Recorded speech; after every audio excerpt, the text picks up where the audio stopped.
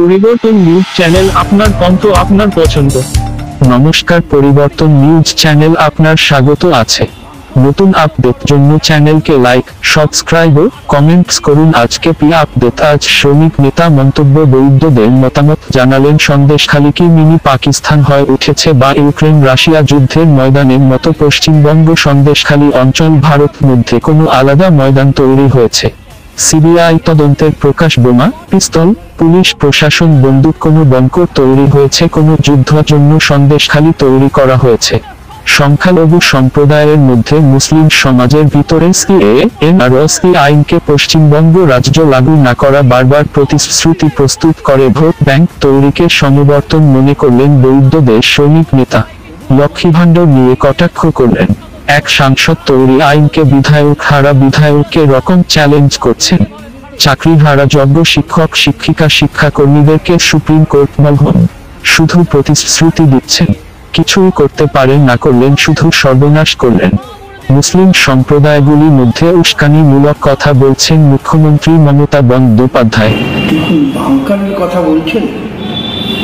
Bunker actually এখানে সরাসরি আমার মুখ্যমন্ত্রী, বড় আদরের মুখ্যমন্ত্রী, স্বয়ং কালীঘাটের একদম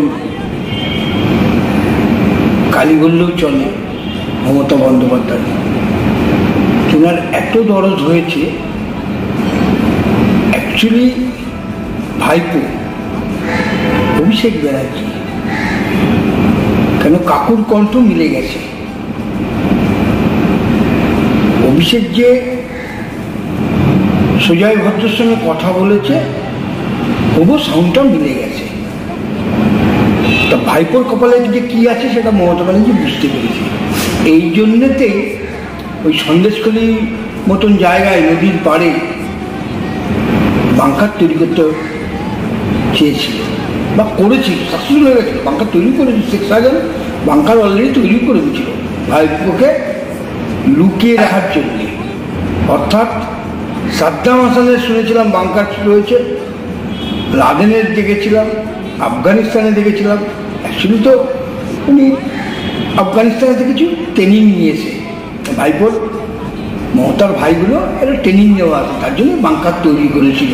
সেই বাংকারে যা যা রাখতে হয় সেটা লিখেছিল। উনি ওয়েস্ট বেঙ্গলকে তালিবানের সঙ্গে মিলাতে চাচ্ছে, তালিবান সরকারের সঙ্গে উনি একটা আলাদা কান্ট্রি তৈরি করছে, সেই চেষ্টা করছে যে আমি কেন্দ্রের সঙ্গে কোনো ডিবেটিভ রাখবো না, এখানে আমি আলাদা একটা রাজ্য নিয়ে আমি একটা কান্ট্রি তৈরি করবো। সেই স্বপ্নেই রয়েছে। সবচেয়ে তো একটা সর্বনাশ করলো, দেখুন শিক্ষার থেকে দেখেছেন তো, শিক্ষা কি করলো? যোগ্য ছেলে মেয়েদের কোর্ট বাধ্য হলো রায় দিতে। কেন? বারবার মধ্যপ্রশিক্ষককে বলেছিল রিপোর্ট দিতে, অযোগ্য আর যোগ্য। সেটা দিলে তো মমতা ব্যানার্জি খেল খতম। ওই জন্য কারোর রিপোর্ট দেয়নি, না দিয়ে যত তথ্য ছিল মানে পুড়িয়ে ফেলেছে, তথ্য দিতে পারছে না। কোর্টের যদি আপনি তথ্য না দেন আর কত বছর কেস আটকে থাকবে। এর আগেও সুপ্রিম কোর্টে গেছিল, সেখান থেকে ফের হাইকোর্টকে দিয়েছিল। হাইকোর্ট দেখলো, বিচারক দেখলো যে এটাকে আর রাখা যাবে না। উনি আমাদের পয়সা খরচা করে আবার সুপ্রিম কোর্টে গেল, মানে ভোটের সময় তো দেখাতে হবে আমি তোমাদের জন্য সুপ্রিম কোর্টে যাচ্ছি, কিছুই করতে পারবে না। সুপ্রিম কোর্টও যদি প্রমাণ না দেয়, আশা করি সুপ্রিম কোর্টের রায় দেওয়ার ক্ষমতা নেই, একই জিনিস হবে। তাই বাঁচার জন্য বারবার উনি মুসলমানদের মাথায় রাখতে চাচ্ছে, ওনার হিন্দু ভোটের দরকার নেই। তাই এনআরসি সিএ তৈরি হবে, সেটা একটা বিধায়ক, আমরা জানি যে একটা মাননীয় এমপি তারা সংসদে কথা বলে, তা মমতা ব্যানার্জি তো একটা বিধায়ক। উনার বিধায়ক হয়ে ওনার এত বড় সাহস পাচ্ছে কী করে, আর এত বড় ক্ষমতা হলো কী করে যে তিনি এমপিদের উপরে আর সংসদের উপরে কথা বলছে? বিধায়কের মতন থাকা উচিত, তাও হারা বিধায়ক। শুভেন্দুর কাছে হেরেছিল সেই হারা বিধায়ক, হারা মুখ্যমন্ত্রী, ওনার দিন ঘনিয়ে গেছে। তো মুসলমানদের যতই উনিশকা, মুসলমানরা আর ওনাকে পাত্তা দিচ্ছে না। কেন মুসলমানরা বুঝতে পারছি, যতটা মমতা বন্দ্যোপাধ্যায় আছলা বাস দেওয়ার, সেই আছলা বাসটা মমতা ব্যানার্জি অলরেডি দিয়ে ফেলেছে। তো এবার যারা যারা এই এখন বর্তমানে যারা ভাবছেন তৃণমূলকে ভোট দেবেন, যদি তৃণমূলকে ভোট কেউ দেন, আমি মনে করি যে নিজের বাস নিজে নিচ্ছে। তৃণমূলকে ভোট দেওয়া মানে আছলা বাস, নিজের বাস নিজে নিচ্ছে। তাই মানুষ ওনার কাছে সরে গেছে। এখন বিভিন্ন জায়গায় দেখছি যে মিটিং মিছিলে যেসব হচ্ছে, লোক নেই। ভাড়া করে কিছু অটোওয়ালা, টোটোওয়ালা, রিক্সাওয়ালা এইগুলোকে জবরদস্তি করে মিটিং মিছিল নিয়ে যাচ্ছে, আর তারাও নিয়ে যাচ্ছে। কিন্তু তারা বলছে ভোট তৃণমূলকে দেবো না, যতই তুমি 500 টাকা 1000 টাকা দাও, লক্ষ্মী ভাণ্ডার দেখাও, ভোট আর তৃণমূল কংগ্রেসকে দেওয়া যাবে না। ইতিমধ্যেই যত লক্ষ্মী ভাণ্ডারের ছবি দিয়ে যেসব দেওয়ালে লাগানো আছে, যদি তৃণমূল কংগ্রেসরা লাগিয়ে থাকে, আপনারা ইমিডিয়েট ইলেকশন কমিশনের কাছে ওই রিপোর্টটা জমা দিন, ছবিটা তুলে অটোমেটিক সেটা ইলেকশন কমিশন অলরেডি মোছা আরম্ভ করেছে। কেন? জনগণের টাকা নিয়ে দিচ্ছে, দেওয়ার পরেও এইসব আরম্ভ করেছে। ইতিমধ্যে আমরা শুনছিলাম যা চাকরি থেকে বরখাস্ত হয়েছে, কোর্ট যাদের ছেড়ে দিয়ে, তারা মায়না মমতা বন্দ্যোপাধ্যায় দেবে। আরে দেবে, সে ক টাকা রোজগার করে? ও কে? ও কেন্দ্র সরকারের এগেনস্টে এবং কোর্টের এগেনস্টে যে ও বলছে আমি টাকা দেবো। ওর ক টাকা আছে? ক টাকা ইনকাম করতো? সবই তো আমাদের পদ মেরে দেবে, আমাদের সর্বনাশ করে দেবে। যে মুখ্যমন্ত্রী কথায় কথা শালা বাড়া বলে, সেই মুখ্যমন্ত্রীকে বাংলায় আর দেখতে চায় না মানুষ। তার জন্যে এবার শেষ সময় হয়ে গেছে। এক হচ্ছে মমতা ব্যানার্জি বাংলায় এসেছিল বিজেপির হাত ধরে, এটা সবার মানতে হবে। বিজেপির হাত ধরে তখন অতুল বিহারী ছিল, রেল মিনিস্টার ছিল, মমতা বন্দ্যোপাধ্যায় একাই এসেছিল। এবার শেষ সময় একাই যাবে, ভাইপোও জেলে যাবে, মমতা ব্যানার্জিও জেলে যাবে, যেতে বাধ্য। ওনার সেইটা চুলকানি হয়েছে, চুলকানির জন্য স্টেজে দেখছি। আমার মনে হচ্ছে সত্যি সত্যি মমতা বন্দ্যোপাধ্যায় চর্মরোগ হয়েছে। ইমিডিয়েট ডাক্তারকে বুদ্ধি পরামর্শ নিয়ে চুলকানির মলম মমতা ব্যানার্জির এক্ষুনি লাগানো উচিত।